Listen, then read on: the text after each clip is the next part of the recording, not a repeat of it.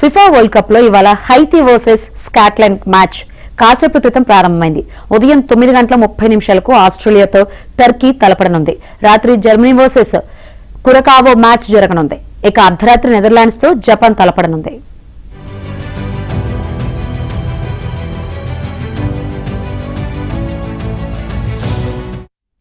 FIFA ప్రపంచ cup లో ఆతిథ్య అమెరికా జట్టు ఆరంభంలోనే అద్దరగొట్టింది.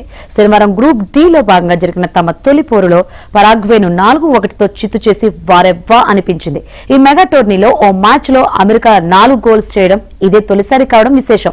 మ్యాచ్ మొదలైన 7వ నిమిషంలోనే పరాగ్వే ఆటగాడు డామియన్ బొబాడిల్లా చేసిన పొరపాటు అమెరికాకు కలిసొచ్చింది. ప్రత్యర్థి పాస్ ను అడ్డుకునే క్రమంలో బొబాడిల్లా బంతిని తానే స్వయంగా నెట్లోకి పంపి ఓన్ గోల్ చేశాడు. దీంతో అమెరికా 1-0తో ముందుకెళ్లింది. ఆ తర్వాత అమెరికా స్ట్రైకర్ ఫొలారిన్ బలోగన్ 2 గోల్స్ అందించగా ఆఖర్లో గియోవానీ రియన్ ఓ గోల్ చేసి అమెరికా ఆధిక్యాన్ని పెంచాడు. పరాగ్వే తరపున ఏకైక గోల్ ను మొరాసియో చేశాడు.